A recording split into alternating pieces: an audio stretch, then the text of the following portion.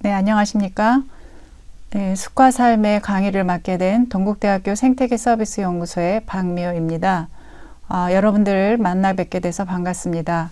저는 농학과 1회 졸업생으로서 여러분들과 함께 같이 강의를 할 수 있는 기회가 돼서 영광으로 생각하고 있습니다. 숲과 삶의 강의는 총 1강부터 15강까지 진행이 되고 있는데 그 안에 저뿐만이 아니라 오충현 교수님과 박찬열 박사님이 같이 강의를 진행을 해주십니다. 훌륭하신 분들의 강의니까 같이 잘 들어주시면 감사하겠습니다. 강의를 들어가기에 앞서 먼저 말씀을 드릴 것은 교재를 중심으로 강의를 합니다만 이 파워포인트를 통해서 여러분들과 함께 할 수 있는 내용은 그다지 많지 않습니다. 한정된 시간과 한정된 지면이 있기 때문에 전부 다 말씀을 드릴 수는 없으니까 가장 중요한 교재를 중심으로 학습을 진행해 주시면 좋을 것 같습니다.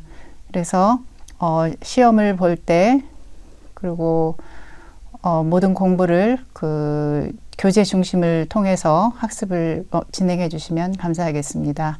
그럼 제1강 숲의 정의부터 시작을 해서 숲의 기능과 가치의 일부를 강의 시작하도록 하겠습니다. 우선 1장의 숲의 정의에서는 세 가지 내용을 중심으로 강의를 진행을 하겠습니다. 우선 숲의 정의는 무엇인지, 그리고 숲과 유사한 용어들이 상당히 많이 있습니다. 그래서 그 용어를 하나씩 살펴보는 것으로 하겠습니다. 그리고 숲을 여러 가지로 볼 수가 있는데 숲을 어떠한 종류들로 우리가 볼 수 있는지 그러한 내용으로 학습을 하도록 하겠습니다. 또한 그 2장의 일부분을 그 제1강에서 같이 학습을 하게 되겠는데 숲의 기능과 가치의 일부분이 되겠습니다. 그래서 개요 부분하고 공급 서비스의 숲에 대한 부분을 강의를 하도록 하겠습니다. 우선 1장의 숲의 정의부터 학습을 하겠습니다. 우선 숲의 정의는 무엇인지, 숲의 의미는 여러 가지로 해석이 될 수 있습니다. 그러나 본 교재에서는 산림이나 녹지, 임야 이런 것들을 광의로 좀 해석해서 숲이라는 용어를 사용하는 것을 원칙으로 하고 있습니다. 다만 이제 기술의 하는 방법에 따라서 법률적인 용어나 행정적인 용어를 사용하는 경우도 있고요.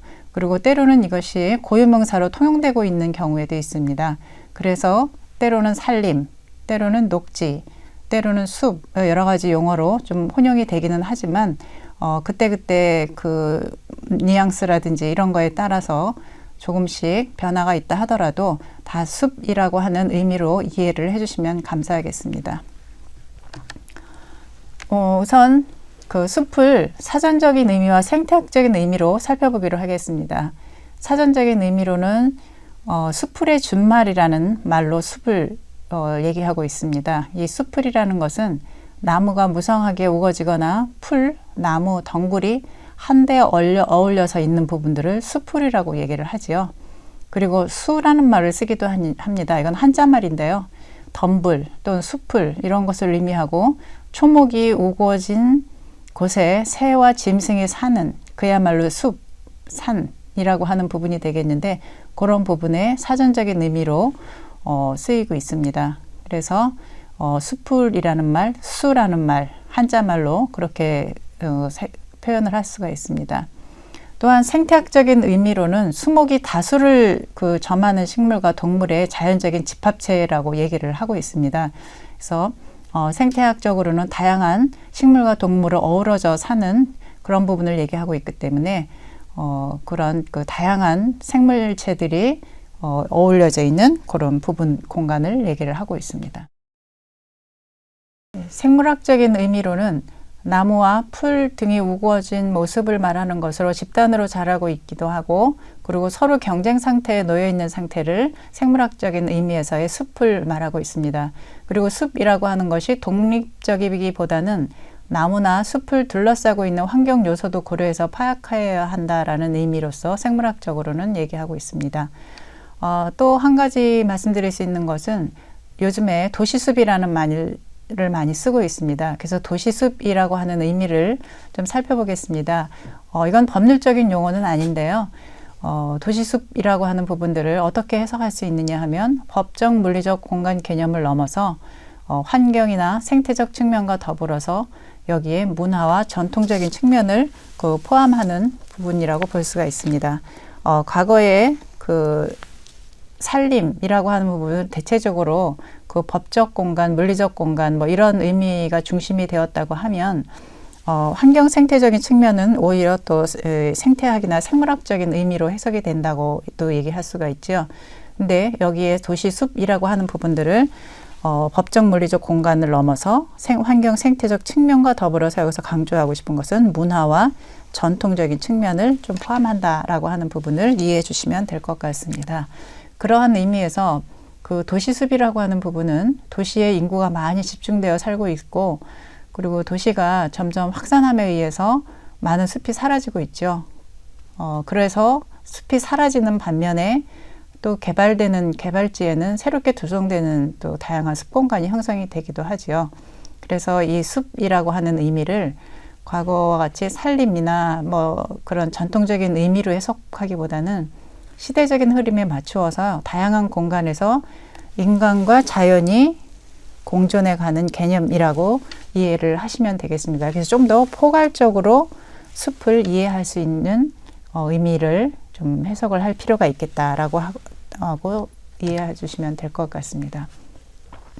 숲과 유사한 용어들이 상당히 많이 있습니다. 하나씩 살펴보기로 하겠습니다. 우선 법률적인 용어로서 산림 자원을 조성하는 법률에 이 산림이라고 하는 부분을 정의를 해놓고 있는데요. 여기에도 집단적으로 자라고 있는 임목, 죽과 그 토지, 그러니까 이런 식물들이 살고 있는 곳에 토지도 산림이라고 하는 부분에 해당이 된다라고 말씀을 드릴 수 있습니다. 그리고 집단적으로 자라고 있던 임목죽이 일시적으로 없어지게 된 토지. 예, 즉 이 말은 과거에 살고 있었던 식물들이 있다고 하면 지금 현재 없어졌다 하더라도 그것이 산림이 아니다라는 말은 아니라는 거죠. 그래서 임목죽이 일시적으로 없어지게 된 토지도 산림에 포함이 됩니다. 임목죽을 집단적으로 키우는 데 사용하게 된 토지도 역시 산림이라고 법률적으로는 정의하고 있습니다. 그리고 산림 경영이나 관리를 위해서 설치한 도로, 소위 임도라고 얘기를 하는데요. 그 임도인 경우에도 산림에 포함이 됩니다. 그리고 임목죽이 자라고 있거나 임도의 토지에 있는 암석지, 소택지도 산림에 포함이 되는데 뭐 암석지는 말씀 그대로 바위가 있는 부분을 얘기를 하는 거고요. 소택지라고 하면 아마 여러분들 숲에 가서 보시면 작은 연못이나 아니면 어떤 아주 작은 그 습지 이런 것들을 좀 보실 수가 있을 것입니다. 그런 부분들을 소택지라고 얘기를 하는데 그런 습지에 해당되는 부분도 그 산에 있을 경우에는 거기에 암석지, 소택지 다 포함해서 이 부분도 산림이라고 얘기할 수가 있다. 이렇게 법률적으로는 정의를 해놓고 있습니다. 일반적으로 우리가 쓰는 산림이라고 하는 말, 이 말은 수목이 밀집하고 있는 장소 또는 집단의 수목뿐만 아니라 산림에 존재하는 다양한 생물이나 토양을 포함해서 총체적인 의미입니다. 생물이나 토양이 포함돼서 살아가는 그 부분이 다 바로 산림이라고 얘기할 수가 있고요. 임야라는 말은 숲과 들을 부르는 말인데 주로 법률이나 임업, 생태학에서 많이 쓰는 용어입니다. 그래서 필요에 따라서는 뭐 임야 뭐 이렇게 쓰기도 하고요. 우리가 또 지목에서도 임야라는 말을 쓰죠. 토지가 어떤 그 형태냐라고 했을 때 이제 지목이라고 얘기를 하는데 그런 부분에 뭐 임야냐, 뭐 전이냐, 답이냐라고 할 때 그런 용어로 씁니다. 그래서 결국 법률적인 용어로 쓰이는 경우가 많이 있습니다. 이제 식생이라는 말도 흔히 이제 쓸 수 있는데요. 이건 주로 생태학적 용어로 많이 사용되고 있습니다. 그래서 지구상에 있는 육지의 어느 장소에서든 자라고 있는 식물의 집단. 그래서 식물이 피복되어, 제일 여기서 강조하고 싶은 건 식물이 피복되어 있는 부분들은 일반적으로 식생이라고 얘기를 합니다. 그래서 뭐 식생, 숲 뭐 이런 부분이 엄격하게 구분되기는 상당히 좀 어려운 부분이 있고요.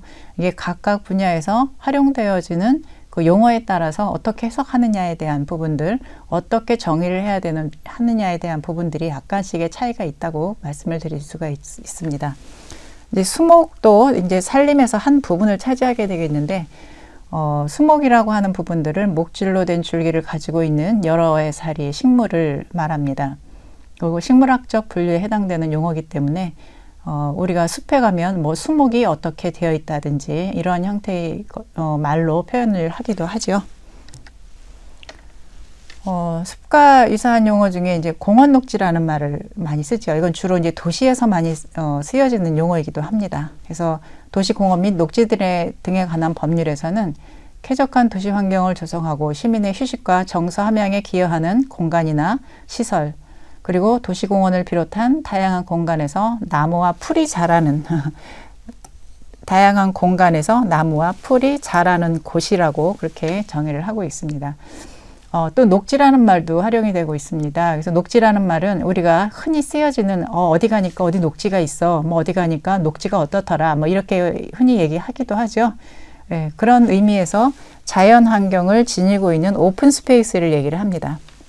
그래서 오픈 스페이스에 어떤 자연 환경을 지니고 있다라고 하는 부분은 통틀어서 그냥 포괄적인 의미로 녹지라는 말을 사용하기도 하죠. 그래서 이거를 굳이 구분을 하자면 광의의 의미는 대체적으로 공원, 하천, 산림, 농경지 이런 거를 포함한 오픈 스페이스를 얘기를 합니다. 그러니까 소위 말하면 건축물이 건폐되어 있지 않은 그런 공간, 오픈 스페이스, 거기에 어떤 자연이 있는 경우를 녹지라고 얘기를 하죠. 그리고 협의의 의미는 주로 이제 법률적인 의미로 해석을 하게 되는데요. 나중에 우리가 그 도시숲에 관한 공부를 하게 됩니다. 그래서 거기에서 구체적인 그 학습을 하겠는데, 거기에 경관녹지, 완충녹지, 연결녹지라고 하는 의미로 해석을 하고 있는데, 이 법률적인 시설 녹지에 대한 부분을 녹지의 그 협의의 의미로 해석을 할 수가 있습니다. 여기에서는 개념만 이해해 두시고 좀 구체적인 것은 점점 이제 학습을 진행하면서 배우게 될 겁니다. 우리나라 숲에는 이제 구분을 해보자면 여러 가지 종류가 있을 수 있는데요. 우선 소유 주체에 따라서 숲을 구분을 해볼 경우에 국유림, 사유림, 공유림 이렇게 얘기를 합니다. 물론 소유가 누구냐에 따라서 이렇게 얘기를 할 수가 있는 거죠. 당연히 이제 국유림은 국가가 소유하고 있는 숲인데, 일반적으로 국유림 하면은 다 산림청이 가지고 있는 숲이라고 생각하는 경우가 많이 있습니다. 물론 산림청이 관리하는 국유림이기 때문에 많이 있습니다. 산림청이 소유하고 있는 국유림이 많이 있습니다. 그러나 다른 부처에서도 관리하는 소유의 숲을 관리하고 있을 경우에 이것도 국유림이라고 얘기를 할 수 있습니다.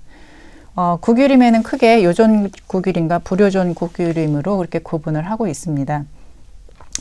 요존 국유림은 임업 생산지를 확보하거나 임업 기술 개발을 한다거나 학술 연구를 한다거나 또 사적이나 성지 이런 부분을 얘기했을 때 요존 국유림이라고 얘기를 하고요. 그리고 불요존 국유림은 요존 국유림이 워낙 범위가 넓기 때문에 요존 국유림에 해당되지 않는 국가 소유의 숲을 불요존 국유림이라고 얘기를 하고 있습니다. 사유림은 뭐 말 그대로 개인이 소유하고 있는 건데, 이 개인이라고 하는 부분은 나 하나의 개인일 수도 있고요. 소유자 하나 개인일 수도 있고, 그리고 종교 단체의 명의로 된 것일 수도 있고, 요즘에 뭐 불교 아니면은 그 기독교 이런 단체에서도, 교회나 이런 단체에서도, 절, 교회 이런 단체에서 가지고 있는 그 숲이 있기 때문에 그런 숲을 다 사유림에 해당이 됩니다. 요즘에 그 사찰에 보면은 그 사찰 주변에 많은 숲들이 있죠. 그것을 이제 소위 말하면 이제 사찰림이라고 하는 명칭도 있습니다. 그래서 사찰에서 소유하고 있는 그런 숲들을 사찰림이라는 명칭도 쓰고 있는데, 그런 개념 정도만 이해해 주시면 될 것 같습니다.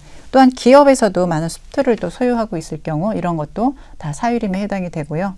공유림은 그 말 그 자체대로 지방자치단체가 소유하고 있는 것입니다. 그 다음에 공공단체도 있죠.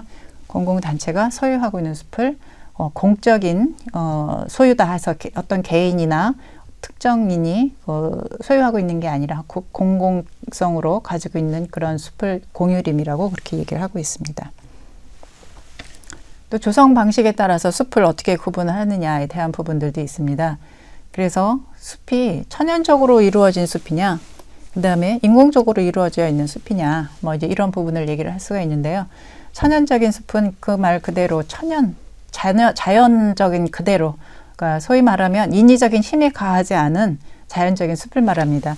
인위적인 힘이라고 하는 부분은 여기에 일부러 뭐 조림을 했다, 숲을 가꾸기 위해서 조림을 했다든지, 뭐 아니면 파종이라고 얘기하죠. 종자를 뿌려서 묘를 육성을 한다든지, 아니면은 뭐 양묘를 갖다가 심었다든지, 뭐 인위적인 거죠. 그거는 기존에 있는 토양에서 자연 그대로의 환경 속에서 자라는 숲이 아니라 사람들이 가서 나무를 일부러 묘목을 심는다든지 뭐 이렇게 해서 만들어진 숲, 이런 거는 천연적인 숲이라고 얘기를 할 수가 없는 거죠.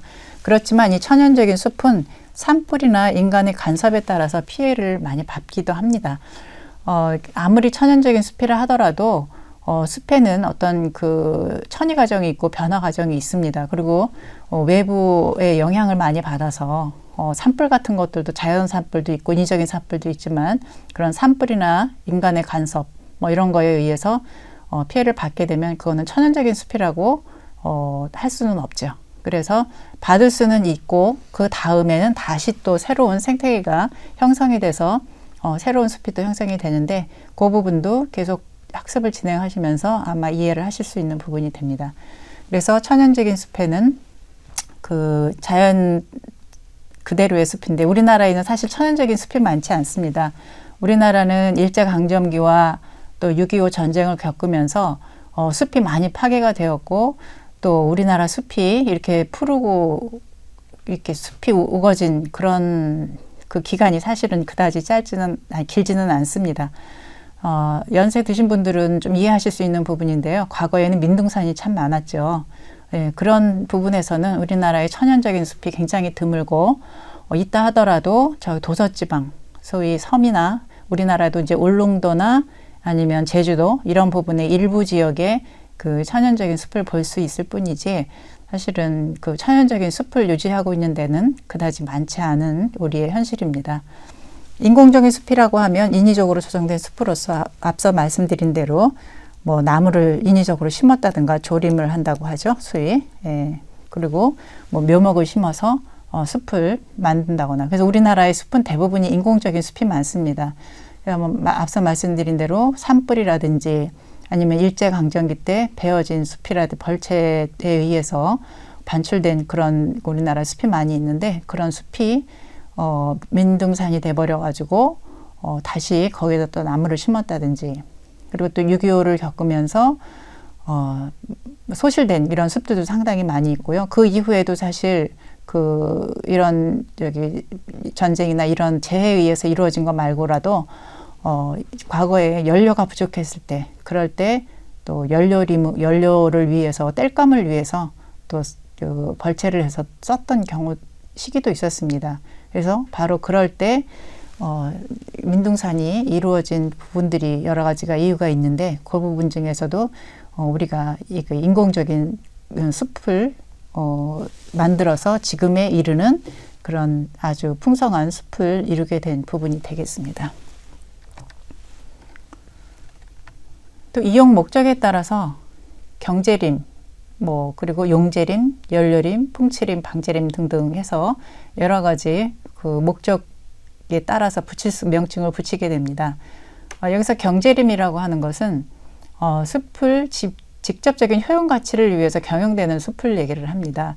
그래서 대부분 경제림은 인위적으로 나무를 심게 되죠. 그래서 여기에서 꼭 필요로 하는 어떤 화폐로 바꿀 수 있는 물질 생산을 얘기를 하는데, 거기에서는 이제 목재라든지 수피라든지 수실이라든지 수지 이런 것들을 생산을 위해서 재배해내는 그런 그 숲을 말합니다. 수실의 대표적인 것은 예를 들면 잣나무 이런 것들을 얘기를 할 수가 있겠죠. 그래서 그런 부분들도 경제림을 경제적으로 효용 가치를 위한 숲을 조성하는 걸 경제림이라고 얘기를 합니다. 그 밖에 용재림이라고 하는 부분들은 교재에 구체적으로 설명이 되어 있기 때문에 그걸 참고를 해주시고요. 말 그대로 뭐 건축 용재라든지 이런 걸 위해서 쓰여지는 부분들이고, 연료를 위해서 쓰여지는 거, 그 다음에 풍치는 경관 뭐 이런 것들을 위해서 쓰여지는 숲, 뭐 이렇게 해서 이용 목적에 따라서 숲을 어떻게 조성을 하느냐, 이런 부분이 바로 이런 그 용어들로 인해서 표현을 할 수가 있습니다. 또 기능에 따라서 구분을 하게 되는데요. 제 2장에서 이제 기능과 가치에 대해서 좀 더 구체적으로 설명이 나오겠는데, 기능에 따른 숲을 어떻게 구분을 할 수 있냐면, 수원 함양림, 수자원 함양에 대한 부분들이죠. 물을 저장하고 수질 정화를 위해서 필요한 그런 산림을 수원 함양림이라고 얘기를 합니다. 그리고 산지 재해 방지림이라고 하는 말은 요즘에 산사태가 그 도시의 여러 가지 개발로 인한 그 산사태들이 많이 일어나고 있는데, 재해로 이루어지고 있죠. 그래서 산사태 방지하기 위해서, 그 다음에 토사 유출 이런 걸 방지하기 위해서 필요한 산림, 그래서 그런 것을 그 기능에 따라서 산지 재해 방지림이라고 명칭을 붙이기도 합니다. 또 자연환경 보전림이라는 말은 생태, 문화, 역사, 경관, 학술적 가치 이런 것들이 필요로 해서 만들어진 그 숲을 자연환경 보전림 뭐 이렇게 표현을 하고 있습니다. 목재생산림은 경제림과 비슷한 그 의미인데요. 여기는 이제 기능에 따라서 구분을 하는 거고, 앞에서는 목적에 따라서 이제 구분한 것일 뿐입니다. 그래서 기능에 따라서 목재생산림이라고 하는 것이 생태적 안정을 기반으로 해서 국민 경제 활동에 필요한 양질의 목재를 지속적 효율적으로 생산하고 공급할 수 있는 그런 산림을 얘기를 합니다. 우리가 뭐 주변에 사실 뭐 플라스틱, 철제 이런 부분들도 많이 있지만, 가만히 이렇게 주변을 살펴보면 목재가 안 들어가는 부분들이 없습니다. 상당히 그 목재에 대한 부분들의 수요가 우리 생활 속에 많이 들어있기 때문에 목재를 위한, 목재 생산을 위한 그런 그 숲도 필요한 거죠. 산림휴양림은 요즘에 관심사가 굉장히 높은, 소위 치유, 그다음에 숲해설, 숲에서 어쨌든 휴양을 통해서 휴식 공간 이런 것들을 제공해서 국민들이 좀 더 복지 혜택을 받을 수 있도록 하는 그런 부분을 바로 산림휴양림으로 그렇게 치고 있습니다. 자연휴양림 가보신 분 많이 있으시죠? 예, 자연휴양림에 대한 부분도 뒤쪽으로 학습을 계속 진행을 해가면서 우리가 학습을 하게 될 거고요. 또 생활환경 보전림 같은 경우는 도시 또는 생활권 주변의 경관을 유지하거나 또 쾌적한 생활환경 유지를 위해서 필요한 산림을 생활환경 보전림이라고 합니다. 주로 생활환경 보전림은 주로 도시권에 많이 볼 수 있는 부분들인데, 이런 부분들도 기능에 따라서 어떻게 구분을 하느냐에 대한 부분이 되겠습니다. 또 숲도 이제 기후 분포에 따라서 어떻게 구분을 하느냐라고 할 수가 있습니다. 열대우림, 난대림, 온대림, 한대림 이렇게 구분을 하게 되죠. 예, 그 열대우림은 말 그대로 연중 기온이 높고 비가 많이 내리는 적도 부근에 분포하는 숲인데, 우리나라에는 없죠, 이 부분이. 대표적인 게 아마존 뭐 이런 부분, 그 다음에 동남아시아에 있는 그런 숲들, 정글, 소위 말하면 정글이라고 얘기를 많이 하죠. 그런 데는 연중 기온이 높고 비가 많이 내리기 때문에 나무 성장 속도가 굉장히 빠릅니다. 그리고 거기에 많은 다양한 또 생물들이 또 존재하고 있고요. 난대림에 대한 거는 열대와 온대의 경계에 있는 숲인데, 우리나라에는 일부분에만 나타나고 있습니다. 그래서 저기 남부지방 제주도 이 부분에서 일부분 나타나고 있죠. 이 부분도 아마 그 공부를 계속 하시면서 사장의 오충현 교수님께서 아마 구체적으로 자세하게 설명을 해주실 거고요. 그 다음에 온대림에 대한 부분들은 우리나라의 대표적인 그 숲의 형태입니다.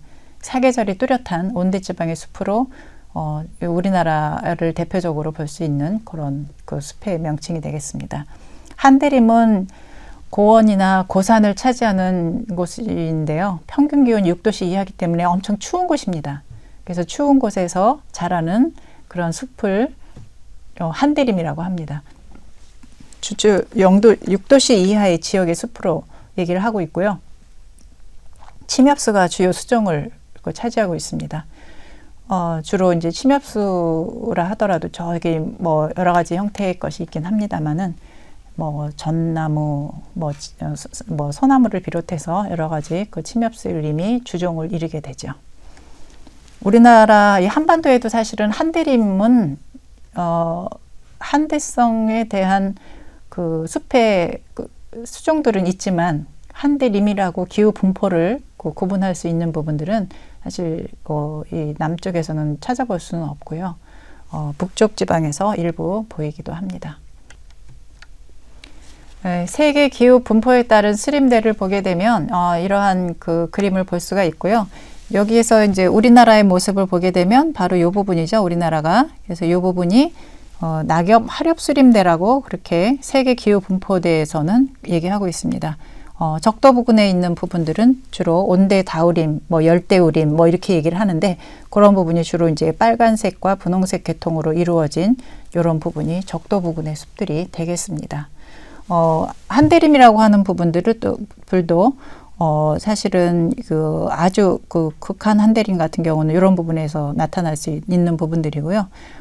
시베리아 뭐 이런 부분에서 나타날 수 있는 부분들이고 수종은 물론 그 비슷한 수종들이야 뭐 어떤 기후 분포대에도 다 있을 수는 있습니다. 있을 수 있는데 그 분포에 따른 수림대라는 게 있기 때문에 그런 수림대의 부분은 우리나라는 바로 여기 해당되는 낙엽 하렵수림대다라고 얘기할 수 있습니다. 그다음에 이제 수목 구성에 따른 이제 숲을 얘기를 할 수 있는데요. 많이 들어보셨을 겁니다. 뭐 침엽수, 하렵수 이렇게 얘기를 하는데 침엽수림이라고 하는 것은 주로 침엽수로 구성된 숲을 얘기를 하고요. 여기에는 특징적인 게 그 나자식물이죠. 예, 그래서 뭐 잣나무나 소나무나 뭐 이런 부분들, 향나무, 주목, 비자 이런 것들이 다 나자식물이게 해당이 되고요. 하렵수림은 그야말로 잎이 넓은 그리고 주로 피자식물로 구성이 되어 있습니다. 그래서 침엽수림과 하렵수림을 얘기를 할 때 이렇게 그 나자식물과 피자식물에 대한 구분으로 얘기를 할 수가 있고요. 대표적인 게 우리나라의 가장 친근한 참나무류, 뭐 서나무류, 물푸네나무류, 뭐 벚나무, 뭐 이렇게 등등등 많이 있습니다. 그래서 그 우리나라에서 가장 친근하게 보여지는 그 부분들도 하렵수림이 많이 있죠. 또 상록수냐 낙엽수냐라고 구분을 해볼 수도 있습니다. 그래서 1년 내내 푸른 모습을 지니고 있는 숲을 상록수림이라고 얘기를 하고 그 다음에 가을과 겨울 사이에 잎이 떨어져서 봄에 새 잎이 또 나고 또 낙엽이 지고 이런 것이 반복되는 것을 낙엽수림이라고 얘기를 합니다. 그래서 상록수림이든 침엽수림이든 상록수림이든 낙엽수림이든 이것을 다시 구체적으로 상록침엽수림, 상록하렵수림, 또 낙엽수림인 경우에도 낙엽침엽수림, 낙엽하렵수림 이렇게 구분을 하기도 합니다.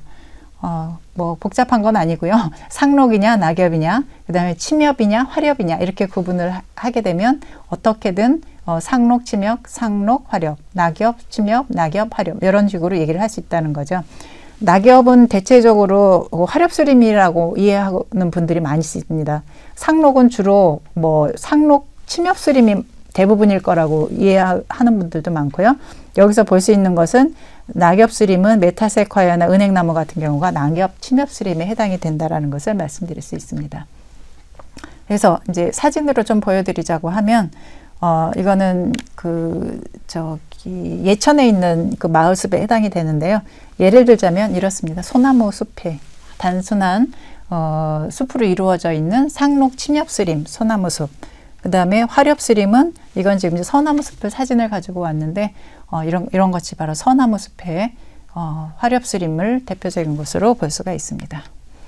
수종의 혼합 상태에 따라서도 이게 단수님이냐 그 다음에 혼합님이냐 이렇게 얘기를 합니다. 혼합님의 약간 용어의 차이는 혼합이냐 혼교, 혼효이라는 말과 같이 쓰고 있습니다. 그래서 어떤 것이든 사용을 해도 무방합니다만 그래도 우리 교재에서는 혼합이라는 말로 통일을 하기로 했습니다. 그래서 혼합님이라고 하는데 두 가지 이상의 나무가 섞여서 구성된 것을 혼합님이라고 하고요. 단수님은 뭐 숲을 구성하고 있는 나무의 종류가 한 가지 종류다라고 하는 부분들입니다. 그래서 잣나무 숲, 삼나무 숲 뭐 이런 식으로 우리가 얘기를 하죠. 그런 데를 바로 단수님이라고 얘기를 하고 그리고 우리가 집 뒤든 아니면 어디 멀리 산을 갔든 두 가지 이상의 나무가 섞여져 있는 부분들을 주로 혼합림을 많이 볼 수가 있는데, 혼합림은 생물학적으로 볼 때 생물 다양성을 유지를 하고 있어서 굉장히 생태계의 유지가 잘 되고 있다라고 하는 그런 부분들을 흔히 얘기하고 있고요. 그리고 경관적으로도 이게 침엽수림, 하렵수림, 키가 큰 나무, 작은 나무 여러 가지가 어울려 있기 때문에 경관적으로 상당히 아름다운 모습을 볼 수가 있는데요. 사진으로 잠깐 보여드리자면, 예를 들자면 그렇습니다. 삼나무 같은 경우만 심어져 있는 것을 이런 단수님이라고 얘기를 하고요. 한 수종으로만 이루어져 있는 거. 그 다음에 여러 나무로 이루어져 있는 것을 혼합림, 제가 여기를 잘못했네요. 혼합림입니다. 네, 혼합림, 혼효림, 뭐 이런 식으로 얘기를 하니까, 이렇게 이해를 해주시면 되겠습니다. 예, 다음에 이제 숲의 기능과 가치의 그 일부분에 해당이 되겠습니다. 그래서 이 개념 이해하시고, 그 개념부터, 이해하시는 부분이 되겠는데요. 일단 첫 번째 개요가 되겠습니다. 숲에는 여러 가지 공익적 기능을 가지고 있죠. 그래서 이런 숲의 기능을 공익적 기능이라고 얘기를 하는 부분들인데, 공익적 기능은 굳이 구분을 해보자면 경제 기능, 환경 기능, 문화 기능 이렇게 세 가지로 구분을 할 수가 있습니다. 그래서 이런 그 목적에 따라서 사실은 그 어떠한 숲을 만들느냐 뭐 이런 부분들도 있긴 하는데, 이런 그 경제, 환경, 문화의 기능을 가지고 있을 때 이렇게 구분을 한다라고 이해해 주시면 될 것 같고요. 숲의 공익적 기능은 경제학에서 말하는 부분에서 공공재의 특질을 가지고 있습니다. 그래서 배제 불가능성, 그 다음에 소비의 집단성이라고 하는 성질을 가지고 있기 때문에 사실은 우리가 숲의 공익적 기능을 어떠한 형태로든 정비를 위해서 자본이 투입이 되어야 된다고 한다면, 그런 자본들을 어떻게 우선순위를 가지고 비용을 투입을 할 것이며, 그거에 따라서 어떠한 형태로 해서 우리가 그 우선 정량적으로 그 계측을 한 다음에 그 정량적 계측한 뒤에 사회적으로 어떻게 평가되어야 되는지 이런 부분들을 얘기를 할 수가 있는데, 그렇게 하기 위해서는 숲의 공익적 기능이 제대로 그 평가되어야 된다라고 하는 부분이 되겠습니다. 그래서 요즘에는 숲을 우리나라에서도 정량적으로 계측한 뒤에 뭐 수자원 기능은 몇 조 원이 우리나라에 가치가 있다라고 하는 부분들로 소위 말하면 그렇게 간단하게 얘기가 할 수가 있는데, 그런 부분들도 이 뒤에서 설명이 됩니다. 그 다음에 이제 그와 유사한 개념입니다. 공익적 가치를 어떠한 형태로 어떠한 그 가치를 가지고 그 평가를 하겠느냐라고 했을 때 하고 비슷한 개념에서 새천년 생태계 평가라고 하는 밀레니엄 에코시스템 어세스먼트라고 하는 그 새천년 평가 체계가 있습니다. 여기에서는 그 새천년 평가 체계에서 생태계 서비스라고 하는 용칭을 쓰고 있습니다. 생태계 서비스라고 하는 부분들은 인간이 자연의 다양한 생태계 기능으로부터 직간접적으로 얻는 이익의 총칭을 말합니다. 그래서 실제로 우리가 이 숲, 자연 이런 부분에 대해서 쉽게 생각을 하면 무슨 혜택을 받겠느냐라고 할 수가 있겠지만, 우리에게 직간접적으로 얻는 이익이 상당히 많습니다. 예, 그런 부분을 하나하나 이제 설명해 가면서 이해하실 수가 있는데, 그래서 그런 기능을 직간접적으로 얻는 이익을 총칭을 말해서 이걸 바로 생태계 서비스라고 얘기를 합니다. 요즘에 이 용어가 굉장히 생소하게 느껴지시는 분들도 있겠지만, 생태계 서비스라는 용어가 앞으로는 굉장히 많이 활용이 될 것이고, 이런 생태계 서비스 평가 체계에 의해서 우리가 어떤 평가를 해볼 수 있는 그런 기회는 굉장히 지금 필요한 지금 시기에 와 있다라고 이해해 주시면 될 것 같습니다. 우선 새천년 생태계 평가라고 하는 부분들 앞으로 MA라는 명칭으로 표시를 하겠습니다.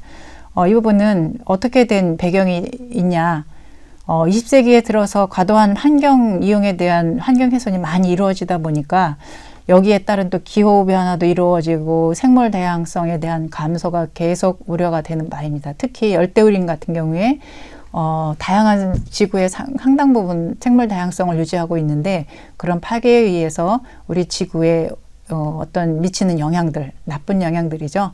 예, 그런 변화들을 볼 수 있습니다. 특히 이제 기후 변화가 제일 우려되는 부분들인데 이런 부분들이 바로 우려가 되기 때문에 이것이 유엔 주도로 해가지고 세계 전문가들이 모였습니다. 그래서 지구 생태계에 대해서 어떻게든 평가를 해서 그 평가에 따라서 정책 결정도 해야 되고 여러 가지를 이제 이루어져야 되는데 바로 이런 지구 생태계에 대한 종합 평가를 수행하기를 시작했습니다. 그래서 그 밀레니엄 서비스의 목표는 바로 이렇게 하고 있습니다. 생태계와 인간 복지의 연결고리를 기반으로 해서 어떤 관련 정책을 가지고 의사결정을 하고 그거에 따른 지원을 해줘야 되는데 그렇게 하기 위해서는 뭔가 과학적인 근거가 있어야 되는 거겠죠. 그래서 그런 과학적 근거를 만들고 그거를 평가 체계를 만들어서 지원할 수 있는 어떤 근거를 만들고 제도를 만들고 뭐 이런 부분을 이루어내기 위해서 그것을 가지고 과학적 정보를 제공해야 되겠다. 그건 너무 추상적으로 좋다. 그러니 해주자. 이런 의미로 해석할 수는 없다는 거죠. 그래서 어떤 가치가 있고 어느 정도의 가치가 있고 이래서 어떻게 지원을 해줘야 되고 어떻게 보존을 해야 되고 또 어떻게 우리가 인간의 혜택을 또 받아야 되는지 이런 부분에 대한 부분들을 좀 더 과학적인 정보를 제공하기 위해서 그 밀레니엄 생태계 서비스 평가 체계를 바로 만들었다고 하는 거죠. 그래서 지구 생태계 현황 진단도 하고 그리고 그거에 의해서 향후 예상되는 개별 생태계의 질적 양적 변화가 어떻게 이루어질 것인가 이런 것도 좀 보고 그럼으로 인해서 여기에서 오는 정책 결정 차원에서는 대응책들은 무엇인가 이런 것들을 다 포괄적으로 다루기 위해서 생태계 평가 체계를 생태계 서비스 평가 체계를 만들고 있습니다. 그래서 이것이 사실은 구체적으로 전문적으로 들어가면 굉장히 복잡하기도 하고 좀 어려운 부분이 있습니다. 그러나 우리 교재에서는 거의 그렇게까지 깊이 공부할 부분은 아니기 때문에 생태계 서비스 평가 체계가 무엇인지 이해하고 그거에 따라서 우리 숲이 주는 기능과 가치를 그 체계에 맞게 분류만 한번 해보자라고 생각을 했습니다. 그래서 밀레니엄 서비스에 의해서 주어지는 4개의 범주로 기본적인 그 밀레니엄 생태계 서비스 평가에서는 서비스 평가를 4개 범주로 구분을 하고 있습니다. 그래서 공급 서비스, 조절 서비스, 지원 서비스, 문화 서비스 이거 중요한 거니까 잘 공부를 해 주시기 바랍니다. 그래서 공급 서비스는 인간에게 어떤 부분들을 공급해 준다라고 이해하시면 될 것 같아요. 여기엔 음식도 있고 목재도 있고 연료도 있고 인간이 필요한 많은 부분을 제공을 해주죠. 그리고 조절 서비스는 대기질을 조절한다든지 기후 조절을 한다든지 질병을 조절한다든지 이런 부분들이 이 생태계에서 이루어질 수 있는 부분들이죠. 지원 서비스는 이 광합성을 통해서 식물이 생산이 되고 토양이 생성한다든지 영양이 순환된다든지 서식지가 공급된다든지 하는 부분들이 바로 지원 서비스라고 얘기를 할 수 있습니다. 문화 서비스는 문화적 다양성, 그 다음에 종교, 성소 뭐 이런 부분에 대해서 가치가 있는 부분들 이런 부분들을 얘기합니다. 그래서 요 공급, 조절, 지원, 문화 서비스에는 어떠한 내용들이 있는지 그걸 잘 학습을 해 두시기 바랍니다. 이제 첫 번째가 공급 서비스의 숲에 대한 부분들을 우리 그 숲의 공익적 가치로서는 어떤 내용들이 있는지 그걸 학습을 하겠습니다. 우선 수질 정화에 대한 부분들도 우리에게 필요한 그 공급 서비스의 하나입니다. 그래서 수질 정화라고 하는 부분들은 수원 함양 기능 가운데 하나에 속하는 부분들이고요. 산림에는 많은 물을 포함을 하고 있죠. 그런 포함된 물이 숲에 가서 가지고 있는 그 물들이 서서히 숲을 그 물을 흘려내리면서 물을 맑은 물로 정화시키는 작용입니다. 우리가 깊은 숲에 갈수록 물맛이 맛있는 경우들을 많이 보실 수 있죠. 예, 그거를 쉽게 생각하시면 될 것 같습니다. 그래서 수원 함양 기능이라고 하나로서 수원 함양에 대한 부분들은 뒤에서 다시 학습을 하게 되는데 숲에서 나온 물들이 맑은 물로 정화시켜서 우리가 그것을 실질적으로 섭취하고 있는 이런 내용이 되겠습니다. 그뿐만 아니라 그 수질을 정화시켜 준다고 하는 부분에 있어서는 비가 오거나 이러면 그 오염물질이 상당히 많은데 그런 오염물질이 바로 부영양화를 시키죠. 그래서 거기에는 질소나 인들이 많이 포함이 돼가지고 산성비에 대한 산도가 높아지게 되는데, 숲에서는 어떤 여러 가지 여과 과정, 이런 과정을 거쳐서 산성비의 산도를 좀 중화시키고 그런 그 맑은 물을 제공해주는 역할을 합니다. 또 산림 토양이 여러 가지 유기물들이 많이 있기 때문에 물이 바로 산림 토양을 이렇게 통과하면서 흡착과 교환을 하게 되죠. 그래서 맑게 정화를 해주게 됩니다. 그리고 이러한 부분들이 바로 잘 발달된 산림 토양, 그러니까 건강한 숲을 얘기를 할 수가 있는데요. 잘 발달된 산림 토양은 토양 미생물이 많습니다. 토양 미생물이 많을수록에 좋은 환경을 만들어주고 그래서 물을 정화시켜주는 역할들을 하고 있기 때문에 물 맛이 아주 맛있게 느껴질 수 있는 그런 부분이 되겠습니다. 그래서 실제로 우리나라 녹색댐이라고 하는 부분들을 공부를 하게 되는데, 녹색댐이라고 하는 부분들은 숲에서 얻어지는 그 물의 양을 얘기를 합니다. 그래서 실제로 총 저장량은 180억에서 190억 톤 정도가 된다고 합니다. 산림 토양에 의해서 그 수질이 정화되는 이제 하나의 그림인데요. 예를 들면 이게 잘 가꾸어진 건강한 숲이 있다고 했을 때와 헐벗은 숲이 있을 때, 잘 가꾸어진 숲은 여기가 이게 질소고 이게 인이고 이게 산도입니다. 질소와 인이 상당히 정화작용을 거쳐서 낮아지는 그런 그 헐벗은 산에 비하면 이 질소와 인의 양이 굉장히 줄어든다라고 하는 부분들을 이해할 수가 있습니다. 뭐 꼭 수치를 하시라는 것보다는 개념적으로 이해해 두시면 될 것 같습니다. 우리가 흔히 이제 식탁에도 오르는 거죠. 이런 버섯이 지구 생태계를 지키는 중요한 역할을 하는데, 이 숲에는 버섯이 중요한 그 생물로 작용을 하고 있습니다. 이런 것들이 식물의 유체를 분해시켜서 나무에 영양분을 공급을 하는 그런 부분이 있고, 그 다음에 버섯은 종류에 따라서 상당히 많은 종류들이 있습니다. 우리 식탁에 올라오는 버섯 종류가 굉장히 많이 있는데, 그 버섯이 무조건 다 나무에서만 나는 건 아니기는 하죠. 그래서 일부분은 버섯을 그 원목으로 활용을 했는데, 그 중에 나무를 많이 활용을 한다고 하는 부분입니다. 그래서 참나무나 미루나무 같은 경우에 인공버섯을 재배할 때 원목으로 활용을 하고 있습니다. 목재 같은 경우는 건축용재가 많이 쓰여지고 있는데요. 그야말로 말 그대로 기둥이나 대들보 이런 것들을 사용하는 용재로 쓰여 있기 때문에 토대, 기둥, 대들보에 따라서 나무의 쓰임새, 나무의 종류들이 다 다르게 사용되고 있습니다. 목공용재는 가구용재, 악기, 문동, 문구 이렇게 구분을 할 수가 있는데, 사실 과거에 비해서 목재의 그 사용률은 많이 나눠지긴 했지만 그래도 굉장히 자연 소재라서 친근하게 느껴지죠. 그래서 친환경 소재라는 말을 많이 쓰고 있는데, 어떤 그런 그 가구나 악기가 이런 부분에 있어서는 목공, 나무라고 하는 부분들을 뺄래야 뺄 수 없는 그런 그 재료가 되겠습니다. 자, 우리가 뭐 다 아시는 부분이기는 하는데, 공예용재로도 많이 활용이 되고 있는 부분들인데, 공예용재의 특징은 나무 결이 아름답고 틀어지지 않는 그런 단단한 나무, 이런 부분들을 활용을 하고 있습니다. 일상생활에는 소반이나 함, 떡살, 그 다시판 얘기하죠.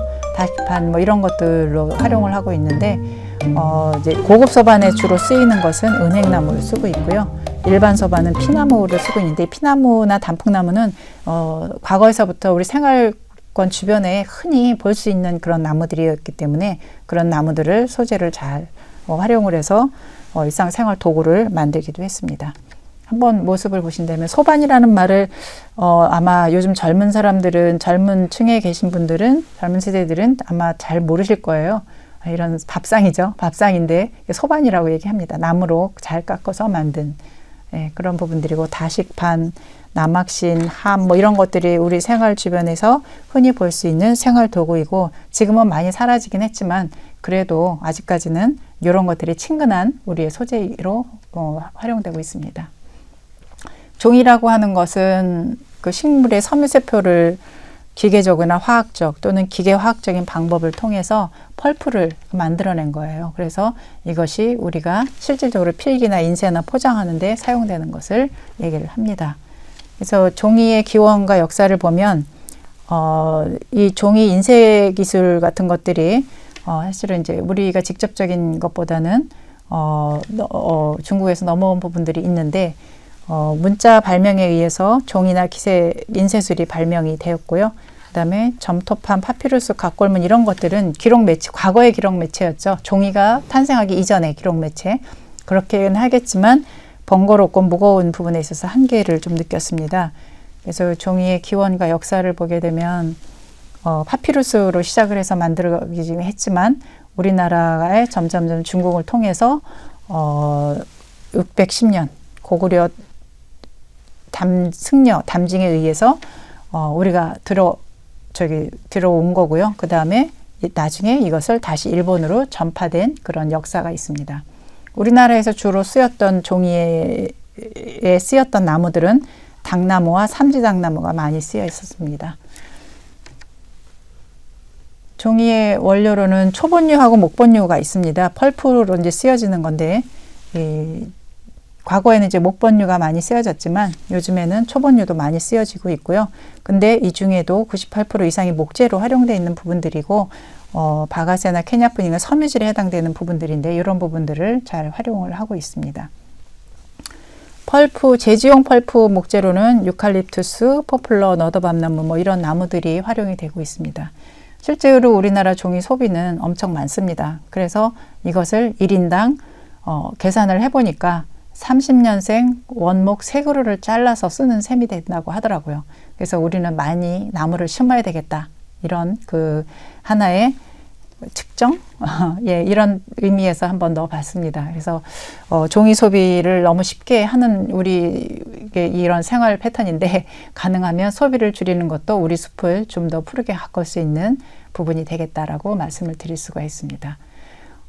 바이오매스는 목재 바이오매스와 일반 바이오매스로 구분을 할 수가 있는데요. 바이오매스 자체는 생명체에 의해서 만들어진 유기물체의 혼합이 총칭을 얘기를 합니다. 그래서 어떤 것이든 생명체에 의해서 만들어진 것은 바이오매스는 그런 형태로 사용되고 만들어지고 있고요. 녹색 식물이나 수중 식물, 동물, 물고기 뭐 여러 가지로 그 생명체에 의해서 유기물체를 만드는 그 총체를 얘기를 합니다. 그러나 여기에서 목재 바이오매스라고 하는 것은 수목의 줄기나 가지, 잎뿌리 이런 거를 대체 에너지원으로 활용을 하는 거고요. 열 분해 가스와 액화 이런 걸 통해서 목탄, 가스, 알코올 생산, 어떤 에너지를 생산한다는 그런 의미로 이해해 주시면 되겠습니다.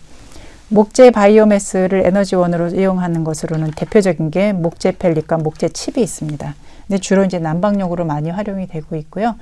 그림에서 보시는 바와 같이 숯가꾸기에서 남은 그 잔가지들을 잘 분쇄를 해서 펠릿 형태로 가공을 하고 그것을 다시 여러 군데에서 뭐 학교나 집이나 뭐 열병합 발전소나 등등 이런 곳에서 이것을 연료로 활용을 하고 있습니다.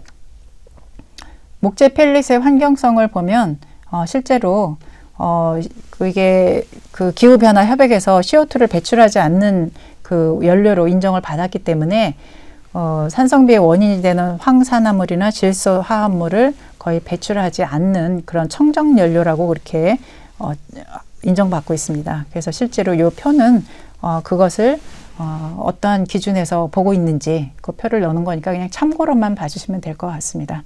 그래서 실제로 목재 바이오매스는 친환경 연료라고 하는 부분들을 말씀을 드리면서 다음 시간에는 제2강 숲의 기능과 가치 부분에서 나머지 부분을 진행하는 것으로 하겠습니다. 네, 경청해 주셔서 감사합니다.